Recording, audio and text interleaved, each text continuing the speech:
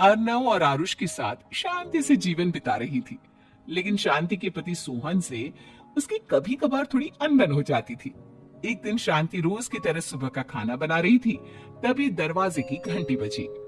घंटी की आवाज सुनकर वो दरवाजे की ओर जाती हुई कहती है, अरे आती हूँ, कौन है, सब्र करो। शांति दरवाजा खोलती है तो देखती है कि उसके जेठ मोहनदास सामने खड़े होते हैं। वो सक पकाकर अपना घूंघट करती है और पैर छूकर कहती है, आइए आइए जेठ जी। कैसी हो शांति? जी मैं तो बिल्कुल ठीक हूँ, सब आपकी मेहरबानी है भाई साहब। शांति और मोहनदास की बातें सुनकर शांति का पति सोहन और उसके दोनों बेटे बाहर आ जाते हैं। अरे भैया राम राम, कैसे हो आप? राम राम भाई। अरे शांति, ऐसे खड़ी खड़ी क्या देख रही हो? चाय कॉफी कुछ लेकर आओ, भैया आए हैं। शांति तेजी से रसोई की ओर आगे बढ़ती हुई कहती है, अरे मेरी माँ, गेट खोलने के चक्कर में मेरे तो चावल ही जल गए। वो दौड़ी दौड़ी रसोई में जाती है और देखती है कि सारे चावल जल गए हैं। वो दोबारा चावल बनाने में लग जाती है। इतने में सोहन आवाज लगाता है, अरे शांति, तुम्हारे चावल का रोना खत्म हो गया हो तो चाय ले आओ। जी लाती हूँ अभी। शांति जल्दी जल्दी चाय बनाती है और मोहनदास को चाय देती है। सब एक दूसरे की खैर खबर पूछते हुए चाय पीते हैं। चाय खत्म होती ही मोहनदास शांति की ओर देखते हुए मजाक में कहते हैं, शांति, अब तुम्हारी चाय में दम नहीं रहा, अब हमें चाय बनाने वाली बदलनी पड़ेगी। ये कैसे मुमकिन होगा जेठ जी? घर और बाहर का सारा काम मुझे ही करना पड़ता है और कभी कभी जल्दी जल्दी के चक्कर में काम बिगड़ जाते हैं, जैसे आज चावल जल गए। अरे इसी का तो हल लेकर आया हूँ। मैंने रिश्ता देखा है अर्नव और आरुष के लिए। दोनों लड़कियां बहुत सुंदर और सुशील है। अगर आप दोनों इजाजत दें तो बात करूं आगे। सोहन और शांति रिश्ते की बात सुनकर कहते हैं, अब ठीक है, बात चलाइए ना भैया, पर पहले लड़की के बारे में कुछ बताइए तो सही। हाँ हाँ भाई साहब, लड़की कैसी है, परिवार कैसा है, कहाँ के रहने वाले हैं? देखो परिवार तो बहुत अच्छा है, पर वे दोनों लोग बहुत गरीब हैं, दहेज में कुछ मिलेगा नहीं। अरे हमें दहेज में कुछ चाहिए भी नहीं, बस लड़की संस्कारी होनी चाहिए। एक लड़की तो पढ़ी लिखी है और शहर की रहने वाली है, पर दूसरी अपनी गरीबी की वजह से पढ़ न सकी और गांव में रहती है, लेकिन दोनों है बहुत खूबसूरत। अगर तुम सबको देखते ही पसंद ना आ जाए तो मेरा नाम बदल देना। हाँ, पर तो हम आके मूंद कर भरोसा कर सकते हैं भैया। आप आगे बात चलाइए, हम शादी करने को तैयार हैं। कुछ ही दिन में अर्नव और आरुष की शादी हो जाती है। आरुष की शादी अनपढ़ लड़की मंजरी से हो जाती है, जो कि बहुत भोली भी होती है, और अर्नव की शादी पढ़ी लिखी लड़की तनुजा से हो जाती है, जो कि घमंडी और चालू होती है। एक दिन मंजरी घर के काम कर रही थी कि अचानक शांति उसे आवाज लगाती है, बड़ी बहू, ओ बड़ी बहू, मंजरी जल्दी यहाँ आओ। मंजरी जल्दी जल्दी शांति के पास जाती है। बेटा मेरे पैर दबा दे, बहुत दर्द हो रहा है। जी माँ जी, बस बर्तन धोकर आती हूँ। अरे बैठ यहाँ, मेरे पैर में बहुत तेज दर्द हो रहा है, बर्तन छोटी बहू धो लेगी।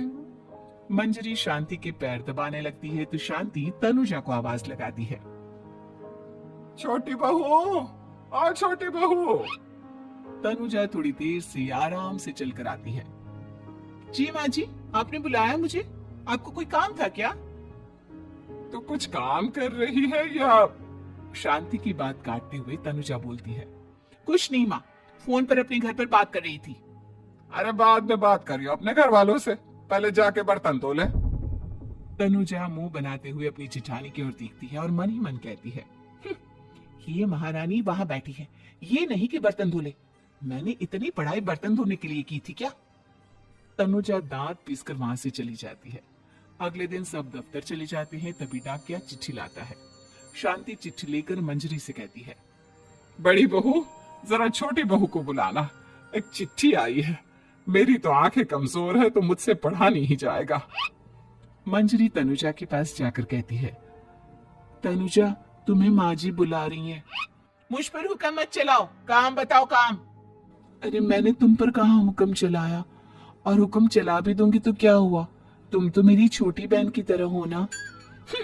तुम जैसी अनपढ़, जाहिल और गांव की गवार मेरी बहन नहीं हो सकती। बेचारी मंजरी तनुजा की बात सुनकर अपना सा मुंह लेकर रह गई। कोई चिट्ठी आई है, माँ जी तुमसे पढ़वाना चाहती है, बस इसलिए बुला रही हैं। मुंह टेढ़ा करके तनुजा मंजरी का मजाक बनाती हुए कहती है, अनपढ़ कहीं की। तनुजा का ऐसा बर्ताव देखकर बड़ी बहू बहुत दुखी होती है।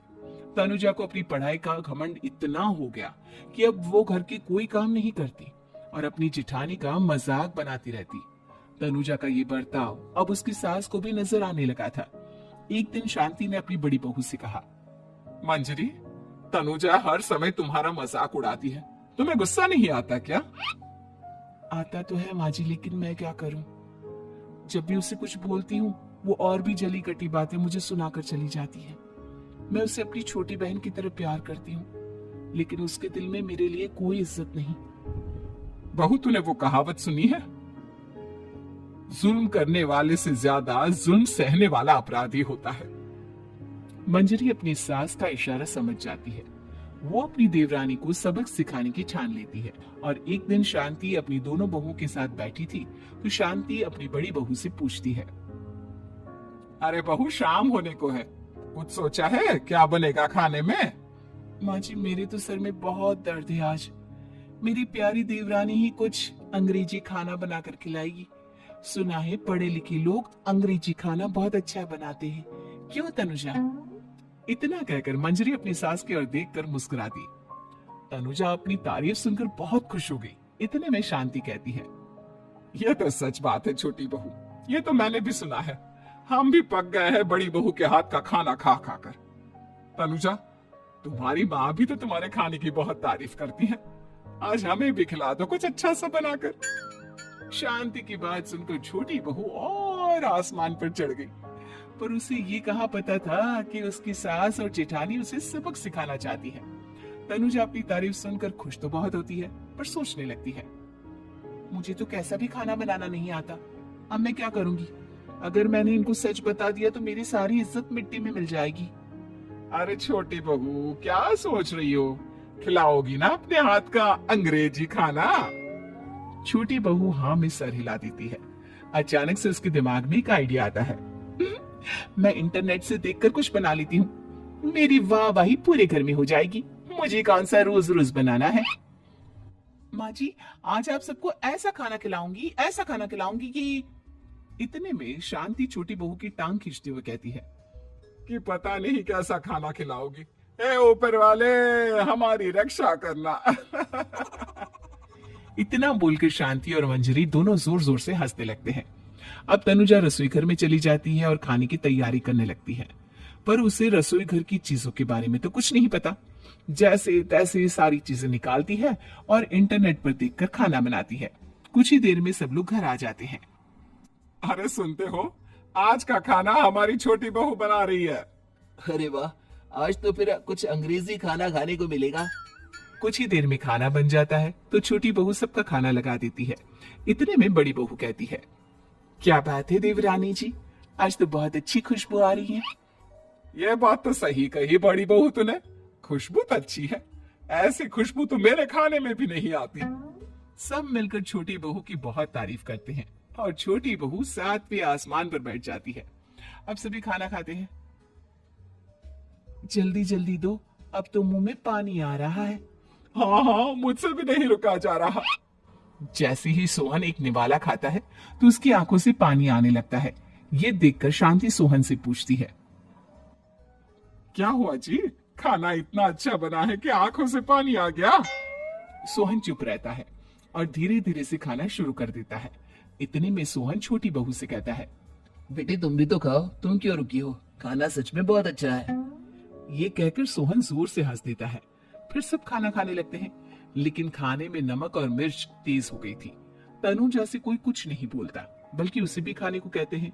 जैसे ही छोटी बहू खाना खाती है वो पानी पानी कहकर चिल्लाती है, पानी, इसमें तो पानी। ये खाना तो सच में इतना अच्छा बना है कि हमारे साथ साथ देवरानी जी भी इसके स्वाद को कभी नहीं भूल पाएंगी। सही कहा बहू। तनुजा को अपनी गलती का एहसास हुआ और उसने अपनी सास से कहा, माँ जी ये मेरी गलती नहीं है, इंटरनेट पर दिखाया था कि 4 चम्मच नमक और मिर्च डालने हैं। अब मंजरी को भी मौका मिल गया और उसने तनुजा पर तंज कसा।